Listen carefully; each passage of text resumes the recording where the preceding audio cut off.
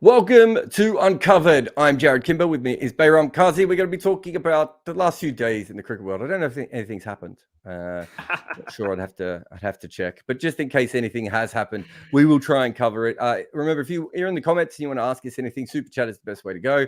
But you can also discuss things like Anwesh is in there and Keshuv is there as well. So feel free to come over. And remember, if you do like these podcasts, the best way to support us is by subscribing to the Jarrod Kimber podcast page. Eventually, that'll be the only place to watch them if you want to do them on YouTube anyway. They'll all be there. But thank you to everyone. Behram, let's start with the spirit of cricket. Mm-hmm. I may or may not have just slagged off a British Prime Minister about getting involved with cricket. And of course, because he doesn't know anything about cricket and he's a knob, he has decided to talk about the spirit of cricket. I've had a few direct messages from some very earnest people saying, Jarrod, you need to talk about the spirit of cricket and its role to be played here. You're a professional cricket person. Could you actually tell me what the spirit of cricket says? Well, I mean, I think the spirit of cricket has always been so subjective. I mean, we've seen it being brought up when you talk about the Bankad, right? But I can name you a few instances where, England or Australia, one of those big guys weren't involved and, Pakistan was playing and none of this was even brought into question. And the two main ones that come to my mind is Quinton de Kock running Fakhar Zaman out. I think that was really, really poor and against the spirit of cricket. And he didn't, get reprimanded for it or something. And then also, if you go back all the way to 2006, when England were touring Pakistan, the Ashes winning team from 2005. I think it was 2005, actually, yes, late 2005. And Inzamam, was run out by Steve Harmison, who threw the ball at him, and Inzamam was just trying to save himself. And he got run out. And the next time, funnily enough, when that happened to Inzi, he blocked it and got out, obstructing the field. So I don't know why those two instances are just conveniently, brushed under the rug, because that's also poor spirit of cricket. In fact, that's more poor because it has trickery involved. And I think that's where the spirit of cricket comes into question, when there's some sort of trickery involved. Over here, Alex Carey. But you say that most of the laws actually are there. It's very hard to trick the laws. So, for instance, if Alex Carey had held the ball and pretended like he was throwing it to a fielder, right, the umpire could have said, A, he felt like it was over anyway, or he could have thought that that something else was, I forget what the law is called. Sorry, I've forgotten that particular law from that point of view. But there are the trickeries, a lot of the trickeries anyway, like the one where you used to pretend that a fielder was throwing the ball in, or that you'd purposely misfielded and all those things. There are actually laws that have been written about that, because the things that we can write laws about, we will write laws about. The people who are involved with the laws, people like Fraser Stuart, Johnny Singer used to be involved back in the old days as well. A lot of the former players in that, they are sent so many cases from club cricket, from professional cricket, all different levels of cricket about all this sort of stuff. So the other thing that I would add, so you talked about some of the interesting ones. We saw the Ireland cricket team run out Kagisa Rabada, right? When they knew that Kagisa Rabada thought it was a dead ball because it was a wicket, right? Now, the truth is that Rabada probably should have got into his crease in that situation. I would certainly don't ever stand in the middle of the wicket, would be my argument. And I certainly understand that side of it. But Ireland knew the reason he wasn't running back in was because he thought a wicket had gone. Now, the umpires made a mistake in this case. Rabada shouldn't have been given out LBW. He definitely shouldn't have been given out LBW. He shouldn't have been given out run out in this case, because the ball was already dead. But regardless of that, no one cared about it. It was barely spoken about. A lot of these incidents, and obviously it happens when the big three teams are involved, as you've already suggested, suddenly get blown all the way out of, all normal problems with the cricket, where these sorts of dismissals happen over and over and over again. Suddenly there's a big three nation involved, or in this case, two big three nations involved, and it's the biggest thing that's ever happened. What Ireland did was far worse than what Alex Carey did. In fact, Alex Carey didn't do anything wrong. But just to talk about the spirit of cricket for a moment, the issue with the spirit of cricket is, as you said, it is subjective. Your cricket background is Pakistan and Canada. My cricket background is Australia and England. There'll be other people who just play cricket in their local areas. No one can agree. And there's something really interesting at the bottom of the preamble. So the spirit of cricket preamble in the laws. I'm going to read this to you. Cricket is an exciting game that encourages leadership, friendship, and teamwork, which brings together people from different nationalities, cultures, and religions, especially played within the spirit of cricket. If these people have different nationalities, have different cultures, and different religions, we suddenly think that when they play cricket, they will all suddenly come together and have the same thought. The problem with the spirit of cricket is that there is no way that two people in the world can have the exact same theory on what the spirit of cricket should be. So here's my perfect example to you. I've been invited on every English broadcast in the world to talk about this at the moment. Everyone is so upset with the fact that Alex Carey did a legal dismissal of Johnny Bairstow. And yet we watched an entire session of cricket where all England did was bowl bouncers. And they didn't just bowl bouncers at top order players, did they? They bowled bouncers at an injured number 10 in Nathan Lyon, who could barely move. When I first learned about cricket, my dad was still going on and on about the fact that number 10 and 11 should never get bouncers bowled against them. And there was no law in the game that said that specifically. Throughout the history of cricket. There have been different laws that have come up later and playing conditions have come up. But there is no law that basically says you can't do it. It says you can't go over the top with it. There are things like that. You are allowed to try and hit Nathan Lyon with his dodgy calf in the head, and there is absolutely no problem with that. But you are not allowed to run someone out or stump someone when they have made an error leaving their crease. That is the absolute nonsense of the spirit of cricket. I'm going to take it one step further, Behram. Here we go. The spirit of cricket is basically a colonial holdover, right? When I was just on an interview and they were talking about, cricket is the gentleman's game. They don't mean you and me. Well, they might mean you. I don't know your full background. Tell that to the Lord's members, right? Yeah. It does not mean you and me when they say gentleman's game. What they mean is literally gentlemen was a class of people inside England who controlled cricket, right? Gentleman does not mean men, right? It doesn't mean all the people. And the reason it doesn't mean men is have a look at the famous cricket game that was played. It was called Gentlemen versus Players. Right? Gentlemen is about the top 1% of people controlling something, right? And then they have decided, like Chatham House rules, that there's this other special thing on top of everything else that only matters to them. The problem is that if you are not brought up in a village in Somerset, you're going to have a very different idea of this if you're playing in an Oval Maidan in Mumbai, right? If you're playing in Tangal, or if you're playing in Auckland. Even if you're playing in North Auckland to South Auckland, it's going to be different, right? The spirit of cricket is not a thing that we should be hanging our hat on. What we should be saying is the great thing about cricket is it has the ability for different people to play to their morals. If you want to walk, you are allowed to walk. If you don't want to walk, you don't have to walk. If you feel that was an icky dismissal, you can say, do you know what? I wasn't feeling that. I think we'll just let that guy play on, right? That is a fine part of cricket. But don't force your morals on anyone else, because the minute you do, A, you look like an idiot, and B, if you cannot explain what the spirit of cricket is in a way that would unify everyone who should believe in it, you're basically just talking shit. Yeah.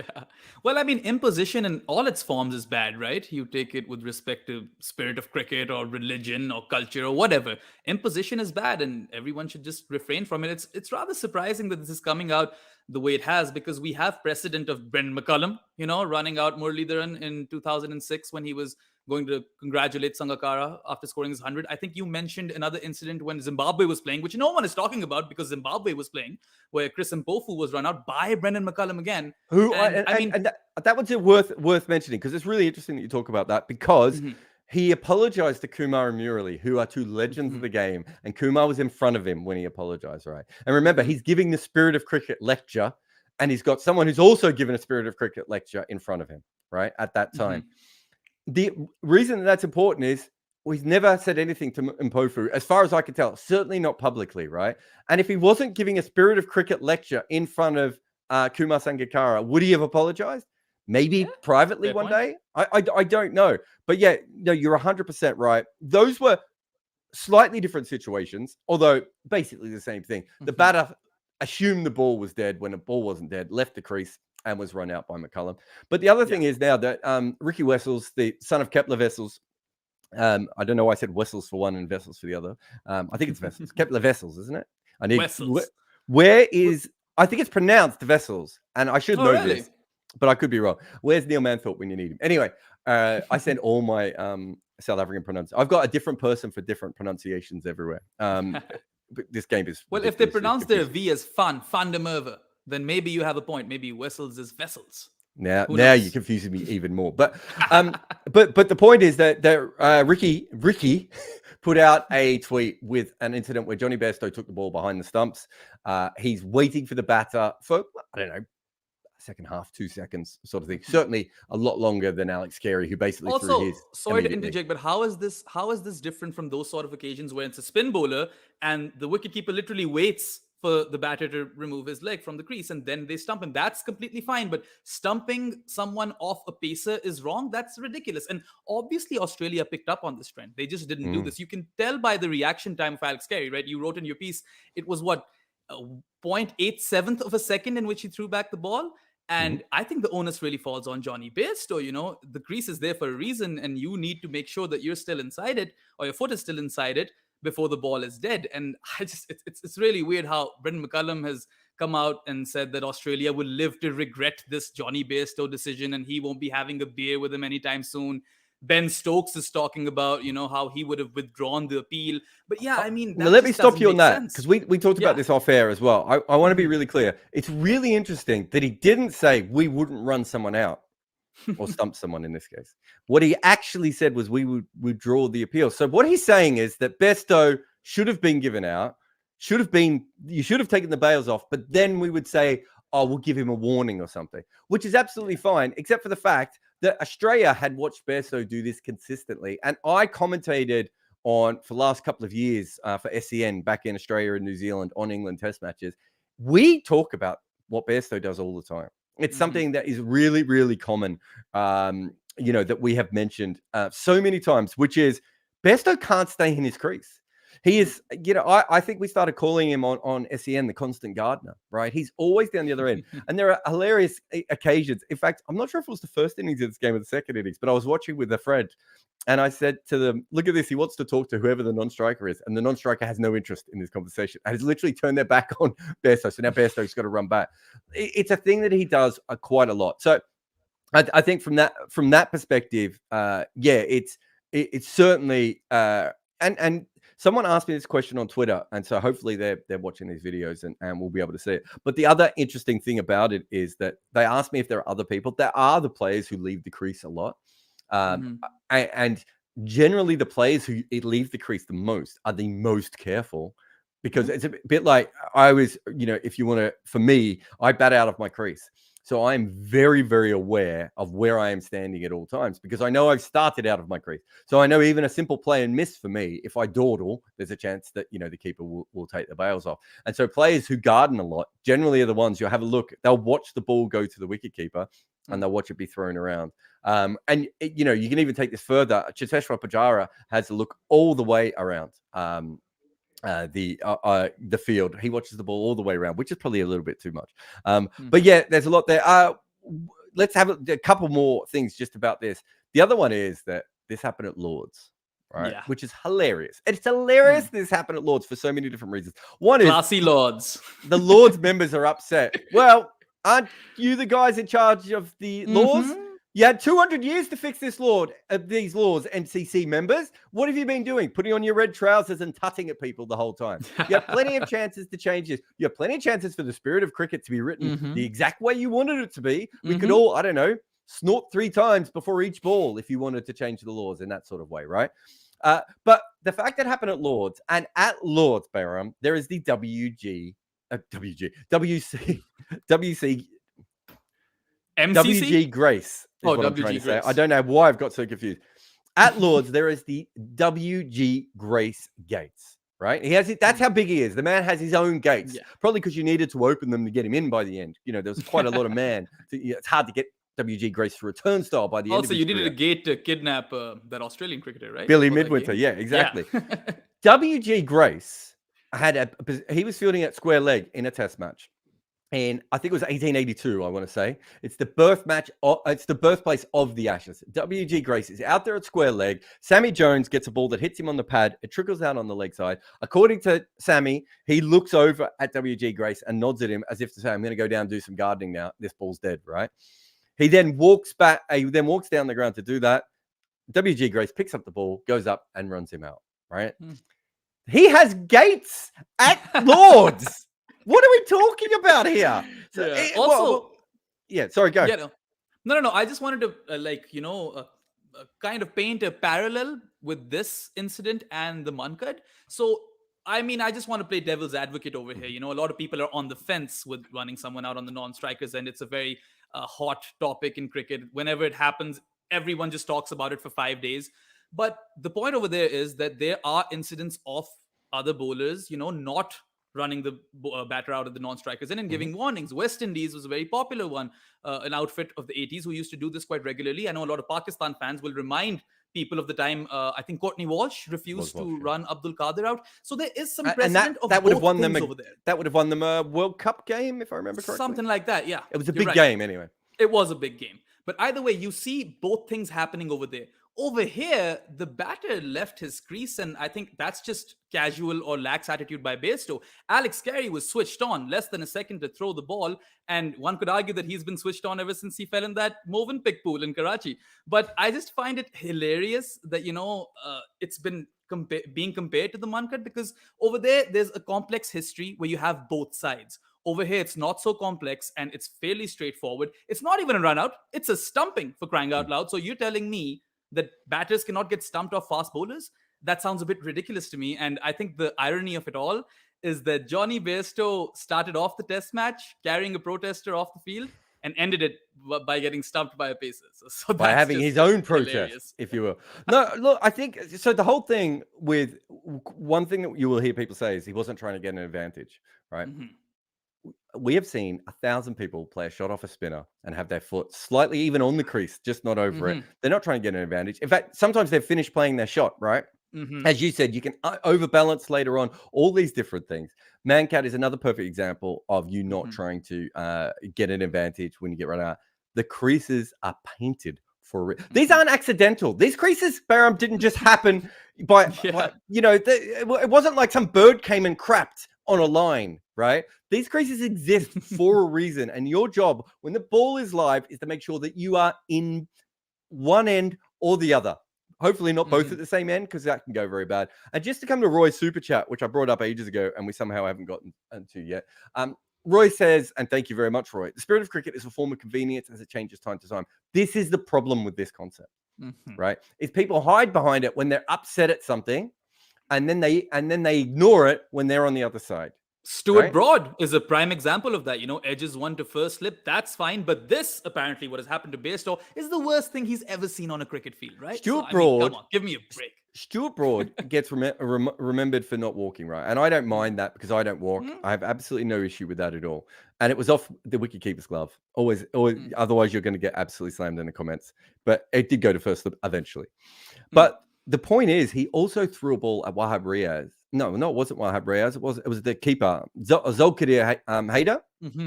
Yeah. He threw a ball at Haider, which I believe broke his fingers. Oh, did it? I mean, there was pretty a lot sure of go back and have a look. Stuff that happened after that. I mean, he left a tour. You talk about Alex Carey and from falling in that pool. Have a look at Haider's career after Stuart Broad hit him with a ball. Right. The point is that Stuart Broad has done far worse things on a cricket field than what Alex Carey has done, and the hypocrisy of that. It was a weird test match because there was a lot of things going on, and there's just one other thing I want to mention about the Stuart Broad angle of this, just because it's so funny. Is do you remember the time wasting incident? Do you even know what I'm talking about? The shoe. The shoe. The shoe. The shoe.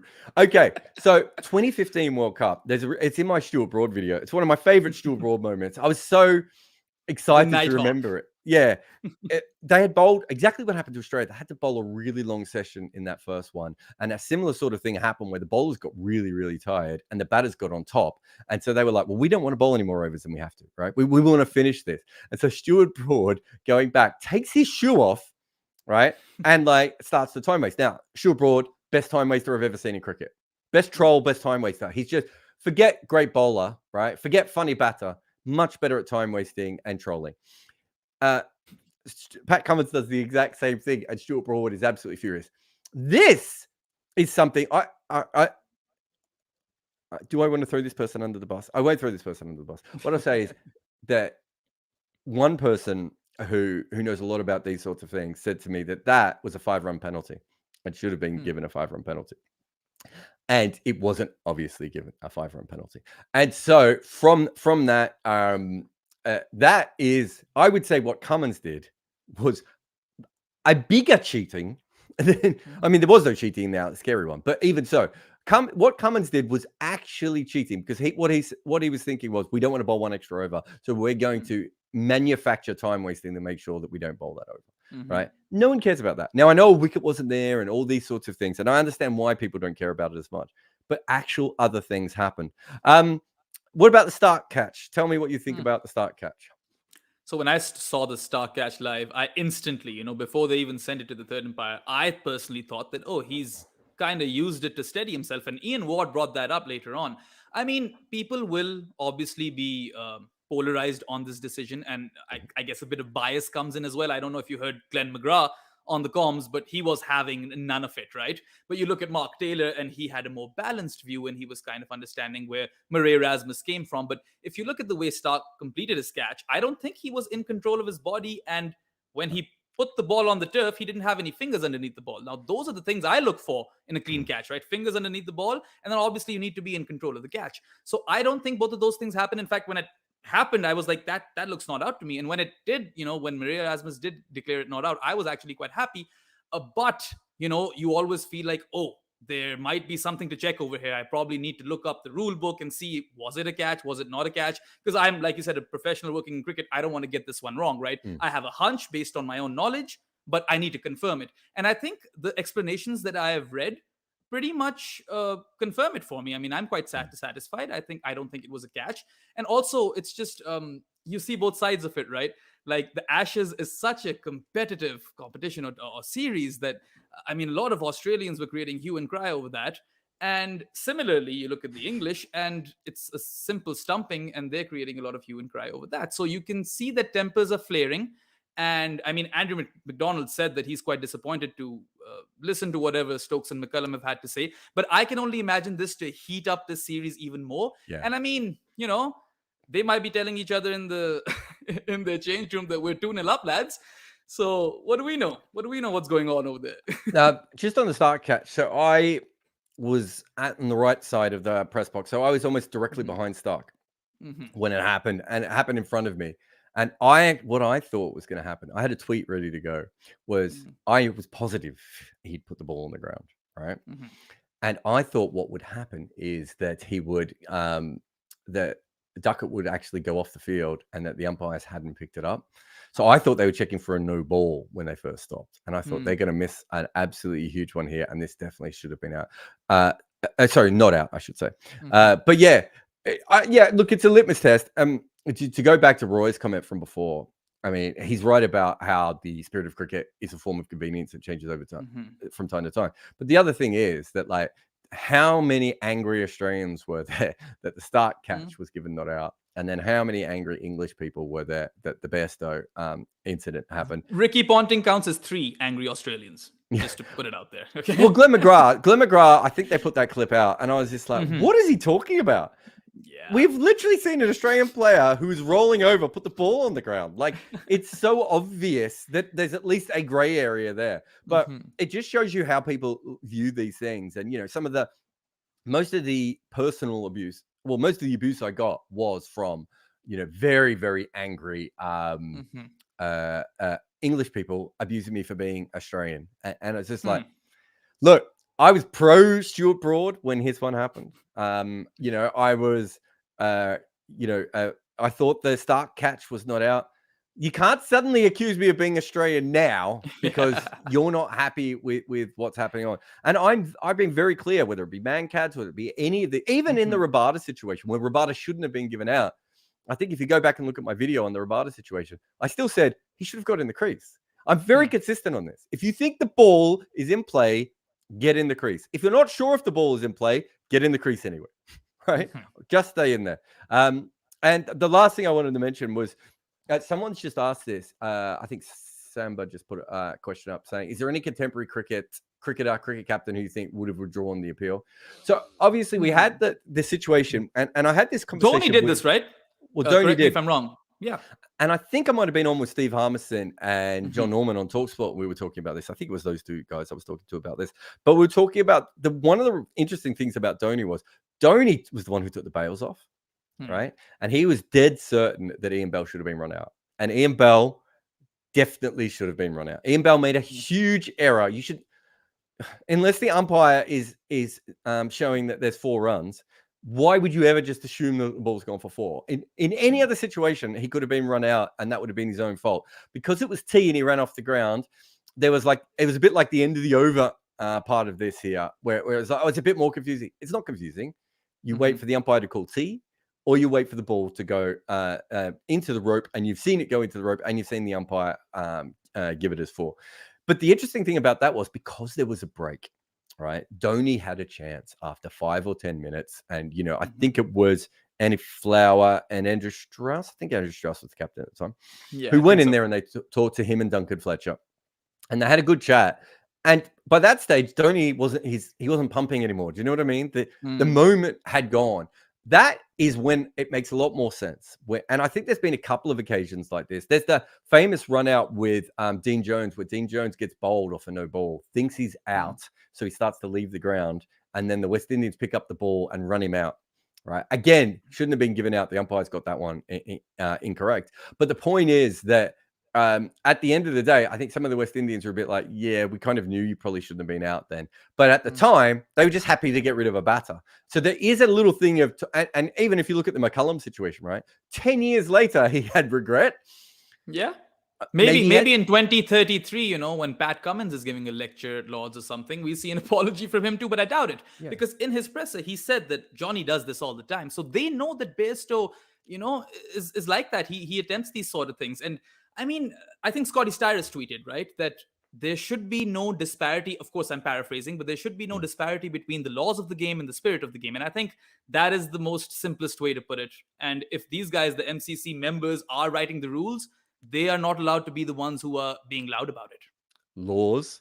I'm not going to let you say rules on here. Of all the podcasts, right. Sorry, laws. Especially, we'll have Barrett commenting and coming up. Coming up next, we will talk about the actual cricket, because some cricket was played. But you're watching Uncovered with Jarrod and Behram. If you follow my work, you'll be very tired because I produce a metric ass ton of content, and I can't do all of that myself. I also can't afford an army of people to do it for me.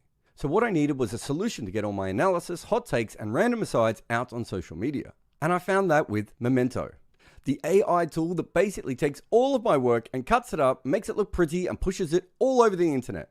If you have content and you need to repackage it, use Memento. Welcome back to Uncovered, Jarrod and Behram. Let's talk some cricket. So what have we got?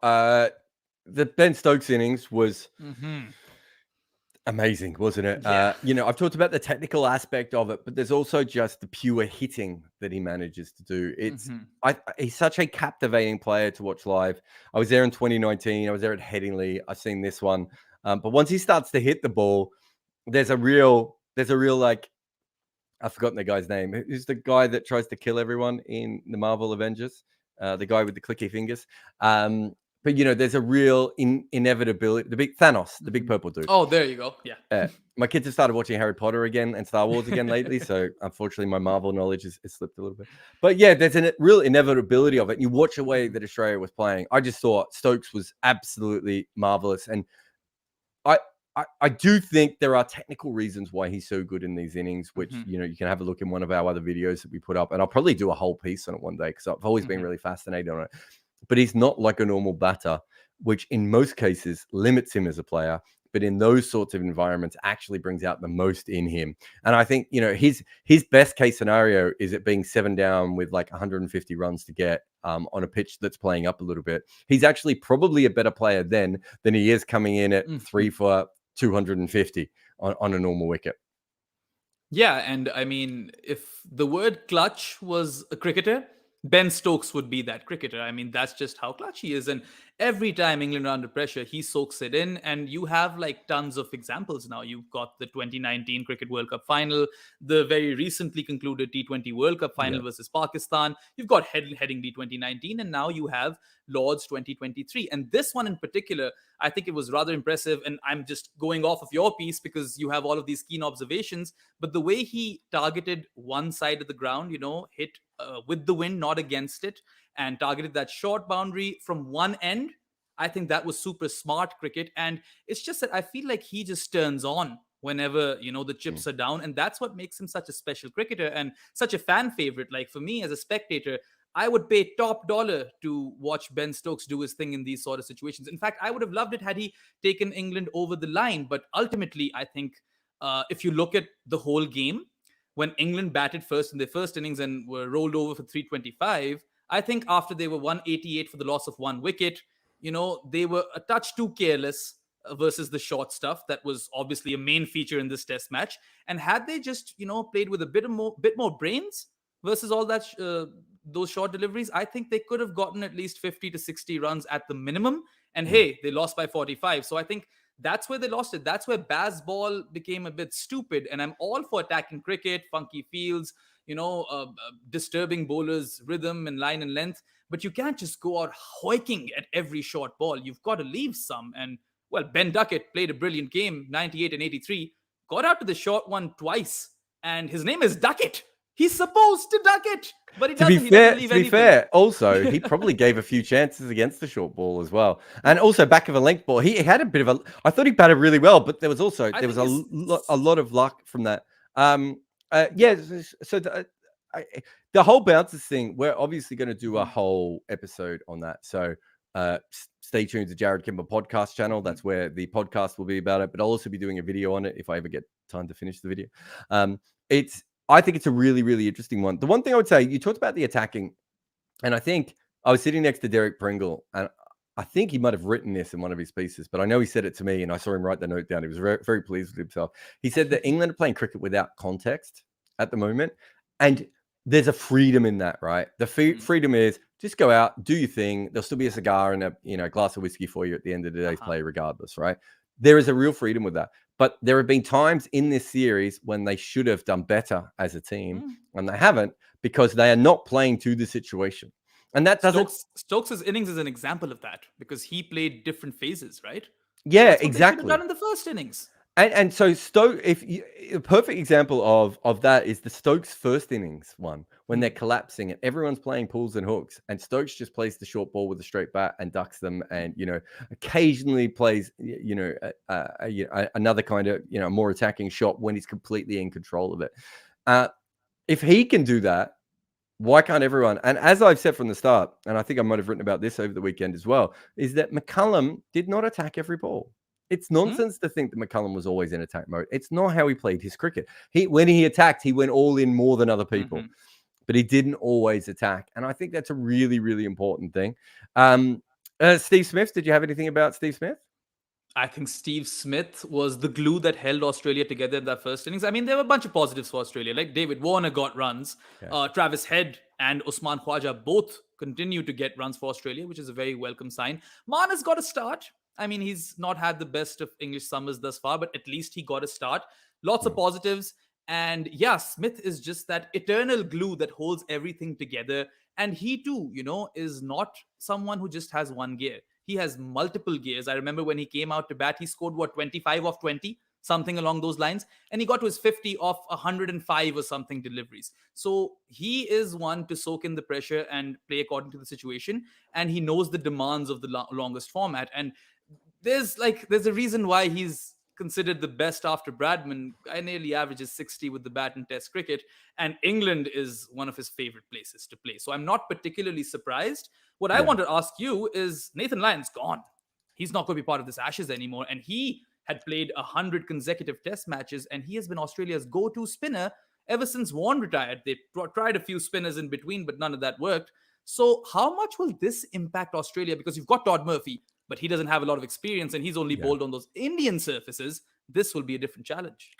Yeah, I was actually just looking up a stat online. I wanted to see how many times he had taken over 40 wickets in a Test match here, but I think Oh no, yeah, it's 4 times, I think. 5 times? 5 times. Hmm. He's taken over 40 wickets in a calendar test match year. And I'd be interested to see how many guys have ever done that. A lot of that is just how many test matches Australia play, of course. But regardless, it's a lot to do.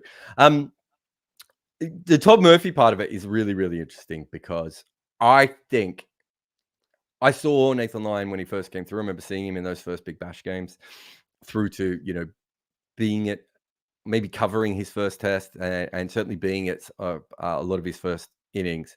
I think Todd Murphy, from what I've seen of him, it looks like a better bowler than Nathan Lyon is at a similar mark in their career. Doesn't mean he'll end up being there. Nathan Lyon's obviously had a fantastic career, but I do think Todd Murphy might be better.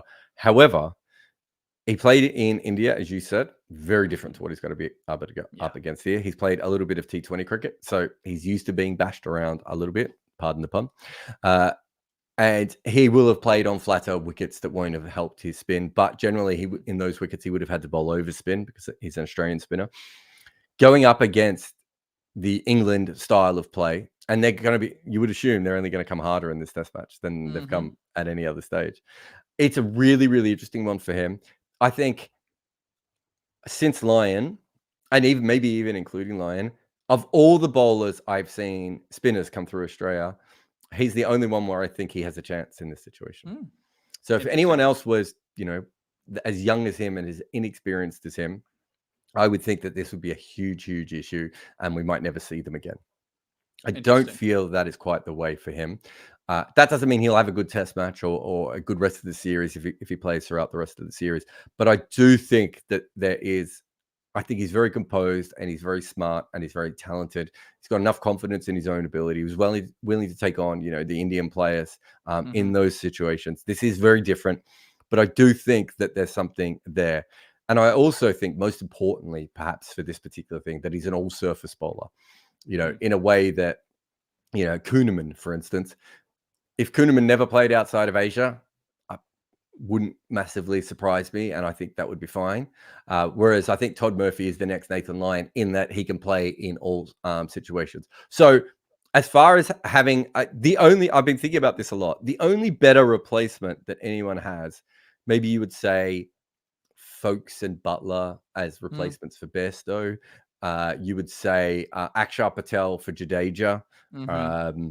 There's probably a couple with the South African seam bowlers where they've got, a couple of other guys out there. And there's, Will Young is maybe another one as well. I would say that this is one of the best replacements you could have. If you're going to have an injury, Todd Murphy coming in for Nathan Lyon is the best case scenario. It's not like Jack Leach is injured, we need to pull someone off the bench, right? Who's that bloke who was in the IPL? It's not like that. So I do think from that perspective, it's a really, really good thing. However, he's still a kid playing in this, and it's going to be very tough. The one last thing from this game that I know you wanted to talk about was the Stark ball to Ollie Pope, which was absolutely incredible. It was so funny watching England bowl like with pancakes into the pitch for like 3 hours or 4 hours or whatever it was. And then Mitchell Stark's like, guys, have you tried massive in swingers onto the top of middle stump? Because this also works. Well, that was, I think calling it a massive in swinger is actually an understatement. That was just one of the best bowls that Stark has ever bowled. I know people talk about that Vince ball from the Australian Ashes a few Ashes back, but that hit a massive crack. There were no cracks over here. And just if you look at the trajectory of the ball and the way it, outdid Ollie Pope, I reckon like 3 to 4 generations of Ollie Pope will not be able to put a bat on ball. That's just how good it was. And I think it's if you put Ollie Popes from the crease all the way down to halfway, they all would have been defeated. If the actual Pope throws like holy water on them, I think they'll still be defeated. So still wouldn't stop it. If you have a look at the footage, and I know the cameras are never quite straight on, but you could see the ball go outside off stump before coming back. And sometimes that's an optical illusion you watch with left arm seam bowlers because of the way they swing it. Sometimes it looks like that. There's another one that Stark bowled recently, and I thought it had done the same thing. And then when I look back, I was like, oh no, it hasn't. Actually, it's the Hawkeye showed it. I haven't seen the Hawkeye of that ball, so maybe I'm wrong. But it looked definitely in this case like it went at least 2 off stump, if not outside off stump. And then a little bit like the Magic Luigi from the Seinfeld episode, then just came around back to bowl him. It was absolutely incredible. Yeah. Also, I mean, I'm probably going to tweet this later, but I want to start a petition to rename Hawkeye as Bird Umpire. So if anyone's watching this, please, throw some weight behind that. But anyway, so yeah, the Stark dismissal was amazing. And you got like the main takeaway over here is that the three best deliveries, all Ashes, have been bowled by Australians. You think about that Cummins Yorker to Ollie Pope. And that was like, that's a close second, I'd say. The Stark one just, edges it for me. And then you've also got that top of off bowl that, oh well, he does it all the time. Pat Cummins in top of off is like a match made in heaven. But the way he got Harry Brook out was just, I think that was a statement from Australia. And yeah, I mean, barring maybe Josh Hazelwood, who did get some wickets off the short delivery, I think Stark and Cummins have found their rhythm in England. You have a case for Boland for Hazelwood at Headingley. I think that is definitely a I think they conversation that might needs to rest be had. Hazelwood anyway, just based on how he's bowled in these series. Just say to it, because he was never supposed to play all 5 tests anyway. I think he was aiming to play 3. He's played 2 in a row. He doesn't look in great rhythm to me. I don't think he bowled terribly at times. Actually, it's the best I've seen him sort of bowl the short ball, maybe because he had so much practice at it. But it's You also best. have to give Alex Carey props for that, where he was standing for that Duckett dismissal. Yeah. And it's interesting because Duckett usually plays this swivel pull sort of thing, which is safer. But on that occasion, he didn't. He went more expansive and it got the better of him. But I just think Australia's bowling attack is miles ahead of England's because you look at them and they don't have an enforcer. Josh Tongue was their enforcer and he did a decent job. But, the military medium militia, just bowling those bounces, it's quite sad when you look at it. It's quite sad when you look at James Anderson. It's really annoying that you said that military medium militia, because I wrote that line. Yeah, I know. And I could not say it on camera. In fact, I've just said it now, so it's actually annoying me. I reckon I did that take 7 times, and I was very close to throwing my phone off the Lord's balcony on stage. I could not get military medium militia, and I was so proud of that line. I was like, nailed it. Nailed it. Yeah, Josh Tongue. It was that line and the Danny DeVito line. I think that's where you were really at your best. That. Yeah. Josh Tongue actually broke a stump in this one as well. He not. I don't. Who was it? When he bowled Warner, he knocked the top off a stump. I'm just saying because usually we get really excited about that, but I don't think anyone noticed because it looked like a bail. But if you go back and have a look, the top of the stump just exploded. Yeah, so I think Australia's bowling is way better placed than England's, and England will have to bring in Mark Wood, I guess, for Ollie Robinson, because Ollie Robinson is averaging less than 80 miles per hour when he's bowling in these 2 tests, and both Anderson and Ollie have come off of injuries. But here's the interesting one. You probably want to play James Anderson at Old Trafford, so do you rest him at Headingley? I don't know what will happen. I know Moeen will come back because that's what they're suggesting. His finger is healed and all of that. But this is a problem. It's a massive problem going forward for England in the Ashes. And also, Jarrod, I just think that both teams just missed so many opportunities. I've lost count of the number of catches dropped. I think there have been 4 dismissals this English summer off no balls, 2 in this game, Cameron Green and Ben Stokes, that ultimately you just have to think that the team which made lesser errors won, I'd say. Yeah, I think it's definitely been a little bit messy so far. You're listening to Uncovered. That was Behram, or you can find him as Def Mango on Twitter. I'm Jarrod Kimber. You can find me wherever you need me. Really, I'm probably behind the bin. We're going to take a quick break here, and then after the break, we'll be back to talk about the World Cup qualifiers. If you like what we are making here and you want to know if you can help out, well, you can. On top of asking super chats on our lives, you can also support us through Patreon or buy me a coffee. The more support we can get, the better and more videos we can make. On Patreon, there are plenty of other things we offer too, like a Discord server, the chance to ask questions directly, AMAs, and early versions of our recordings. This channel only exists because people like you help support it. We have to buy equipment, software, pay wages, and my mortgage, I suppose, just to make this stuff happen. And if you don't have any money available to spend, it isn't just your money we want. Shares, likes, retweets, comments, subscriptions, the little bell icon thing, all of it. They help us build and become more professional, make more videos, better videos, all that sort of stuff. So thank you for watching everything we make and for all your support so far.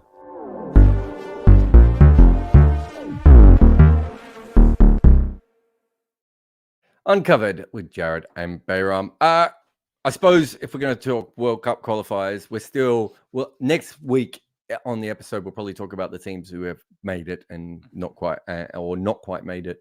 There's plenty of good stuff to talk about, but you can't really go past the West Indies. I'm going to say, I know what the average cricket fan is going to think, where they're going to think this is an absolutely terrible moment for West Indies cricket. I think this is actually what needs to happen to cricket nations. I think they need to fail on this level so that things change. Jimmy Adams, who I don't know if I've ever had him on my podcast. I don't think I have, but I've talked to Jimmy quite a few times. I think they were moving in many good directions. Their talent pool isn't as strong as it has been at other times. Mm-hmm. That's absolutely true. But I think one thing that West Indies cricket really desperately needed was the losing some games and missing out on a tournament so that they know exactly where they are. They got lucky 5 years ago. I don't think that's improved their cricket over the last 5 years. They still have talented players coming through. I like Jaden Seals. Kyle Mayers. Kyle Mayers is a marvel. Little Chanderpaul, all these different players coming through. There's talent hasn't stopped there. Cricket isn't going to end because of how poor they've been in this tournament. But I do think this is what is supposed to happen. You are supposed to, in sport, you are supposed to know what it's like to not qualify so that everyone pulls together to make sure that doesn't happen again. And the problem with cricket for so long is we've had so many teams who have been very bad for long periods of time just because it doesn't matter as much. I'm hoping now it matters a little bit more. But I'm sure most casual fans don't want to hear any of this. And what they really just want to hear is this the end for West Indies cricket? Yeah, I mean, Darren Sammy alluded to much of what you said, right? He said that when you hit rock bottom, there's only one direction where you can go. But he said that after the Netherlands game, and then they lost to Scotland. So I do feel sorry for the West Indies. Yeah, I really do. I'm a big fan of their cricket. I think everyone enjoys watching them play just because of their brand and, the way they just come out and attack and stuff like that. But look, this is not something new. West Indies Cricket Board has been, the center of a lot of problems for a long time now. There's, of course, the lack of funding, and you can talk about that players aren't paid as well as, their franchises pay them. So there's that bit of problem over there with the, just freelancing, and people call them mercenaries at that point, but I don't like that word. And West Indies cricket had a severe lack of cohesion. You'd always hear about these problems that are going on with the board and the players, and of course the lack of funds. Relationships were not maintained, and your best players were not retained. Jarrod, Evan Lewis, who I thought was the heir to Chris Gale's throne, has not played an ODI or List A game since July 2021. This is Evan Lewis. He should be playing every game for the West Indies. I know he's had some issues with fitness and stuff like that. But the issue is that there's always a problem with one of these players. And they at times they decided that was going to be all about fitness, right? So when I was in the CPL, that was a big thing. And I remember them saying, every one of your players in the CPL must be fit enough to play for the West Indies, which was tricky for us because we had Raheem Cornwall, and I wasn't quite sure what that meant. I didn't even know what Raheem Cornwall needed. Does he just need to be able to pump sixes and bowl 4 overs of off spin, or does he need a different kind of fitness? But they do that, but then that means that Andre Russell's like, well, wait a minute, I can't move in the field, and Sunil Narayan doesn't move very well, and there's always seems to be an issue with all their players and the way they fit together.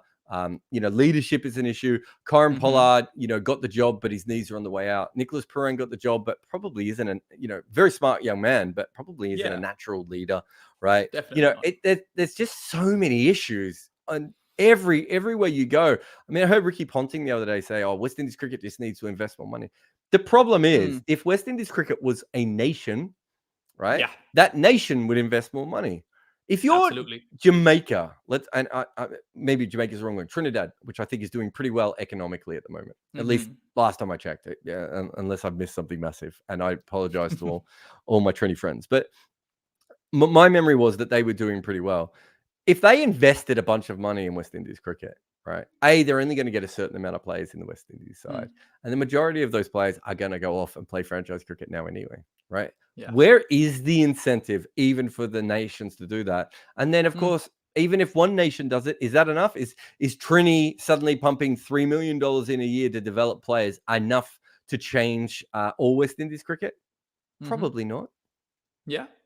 Also, you need List A competitions. I am always crying, in Pakistan regarding this, that you have one List A competition all year, and you're supposed to produce ODI cricketers from that. You need to have a consistent season, and West Indies domestic cricket is not really a thing anymore. I know it exists, but everyone's looking for a franchise gig, and I don't blame these guys, because that's just the financial structure that exists for them now. Yeah. You talking about them not being one nation also is a big factor in this, because you need all of these countries now to come, on the same page. And well, even if we, look past all of these things, West Indies, of course, it aches my heart too that they won't be part of this World Cup. And you can also make an argument that 10-team World Cups are just not fair. But if you're losing to Zimbabwe, Scotland, and the Netherlands, you don't deserve to be at the World Cup, right? Well, if you lose to Zimbabwe, I think that's probably fair. But if you're losing to Yeah. Scotland and Netherlands and they're not picking their best teams, then If you cannot defend 375 versus a Netherlands team, which is not featuring Fred Klaassen, Van Meekeren, who else am I missing? Roloff van der Merwe, Colin Ackerman. These were the stars of that game in which they defeated South Africa not too long ago in that T20. I mean, kudos to the Netherlands. Of course, they've had some fantastic performance in Basteleda and look, Netherlands still have talent. But the point is that you're making is that you know, the level of Netherlands cricket just below the bit we see is nowhere near as strong as anything in the West Indies, right? Barbados school cricket is stronger. Didn't Nicholas Pooran's team play a stronger Netherlands not too long ago and win against them? So, I mean, there's in the Netherlands, wasn't it? I think so, because actually, I'm not sure it was stronger. I think it might have been another team where they didn't have all their best players. But your point is there. We've actually had a super chat about this. Raghav says, out of Zimbabwe, Scotland, and the Netherlands, who do you think will perform better on Indian pitches in the World Cup? They'll most likely play Hyderabad twice, Lucknow twice, Dharamsala, Delhi, Kolkata, Pune, and Bangalore. So Zimbabwe have two decent. Well, they have one very good spinner in Ryan Burl. I'd say then Sikandar Raza is. He's all right. Like part-time plus variation, maybe the best way of putting. Yeah, and then exactly. And then they've got obviously a couple of other batters who can bowl a little bit of spin. Scotland have two very good spinners. Unfortunately for Scotland, they both have to be left-arm figure spinners, and so if they go up against a team with too many left-handers, they just don't feel comfortable. Even though Mark Watt's a very non-traditional left-arm finger spinner, they have not felt comfortable playing them. Yeah, I could say this as the former analyst. That was the conversation we always had. It was, do we do this or do we not? But yeah, they're not. I'll throw one in over there. Netherlands have a leg spinner who I just saw and was very impressed with. Saqib Zulfikar, I think that's his name. Bowls a flatter trajectory, does not give the batter any room.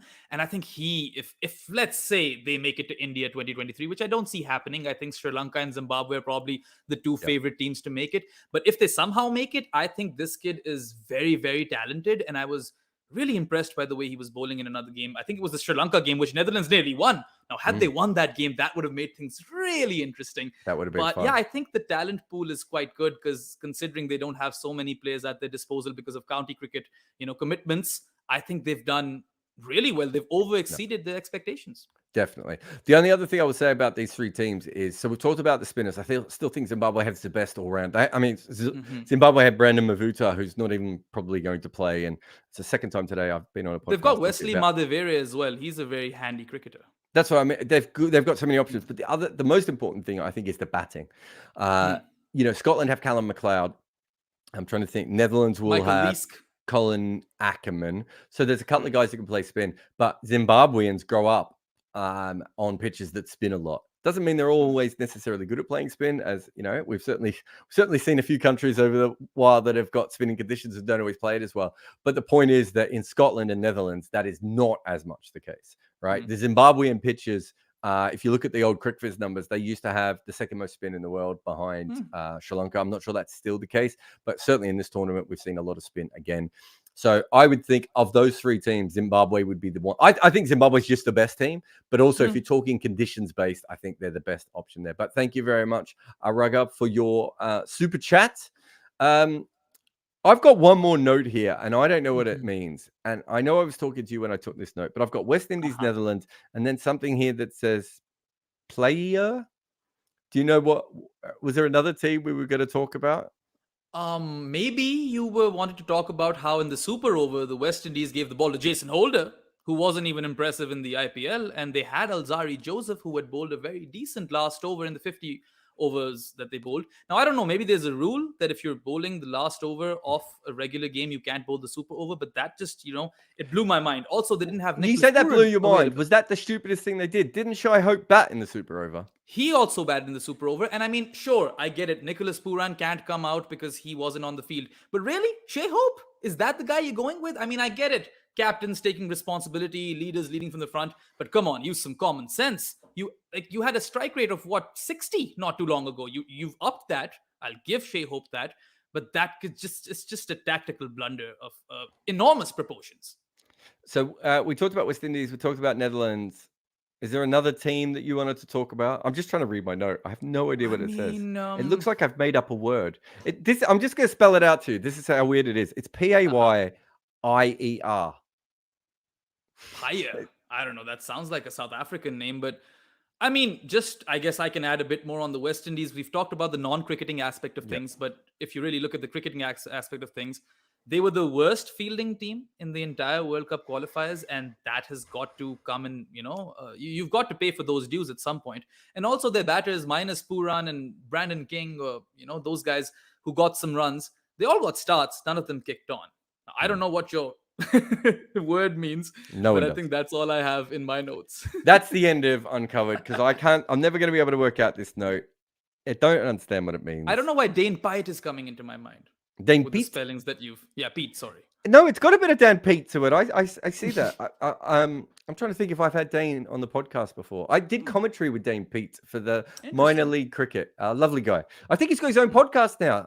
Dane Pete, he's got a podcast on USA Cricket. So if you remember Dane Pete, he was the South African off spinner. I'm sure if you put his podcast, if you put Dane Pete's name and podcast into YouTube or wherever you find your places, you'll be able to find it. I should know the name of it. I think it's called the Great Big American Cricket Podcast or something like that. Sorry, Dane, this is the worst promotion you're ever going to get for your podcast. But just a big thanks to everyone. There's some great comments coming through. We went well fast how much we were supposed to be talking about anyway on this podcast, as we often do. But just a huge thanks. Remember, you can find Behram on Twitter at DefMango or at Grassroots Cricket. You can find me absolutely everywhere you need me, and we will see you again next time. Let me tell you a story. When I was a kid, people would ask my dad if he wanted me to be Viv Richards, and he always said no. He wanted me to be Boycott, because apparently he liked boring things. But anyway, it turned out I could be neither. But thanks to Bodyline t-shirts, I can wear clothes showing both players. The Boycott Stick of Rhubarb is one of my favorite t-shirts. I really like the design. And it's not the only one I love. There's also a WG Grace one where he's in a pedalo, which is a part of my everyday wardrobe now. But there are heaps of other cool shirts on this site, and you can search for them by nations or type, and they seem to add to them all the time. I'm a big fan of the Court Marsh Bold Lily in the Australian collection, and there's also a lovely Morning Everyone in honour of Richie Benaud's great greeting. The English area has the Fast Leg Theory shirt, which I think is a ripper. There's a couple of great West Indian ones I love, including this simple Viv Richards design, and a couple of Capel Dev t-shirts in the Indian section that I simply must have. I'm not saying that Bodyline t-shirts will have something that you will like, but I will say this: they got me to wear a Jeffrey Boycott inspired t-shirt. And that in itself is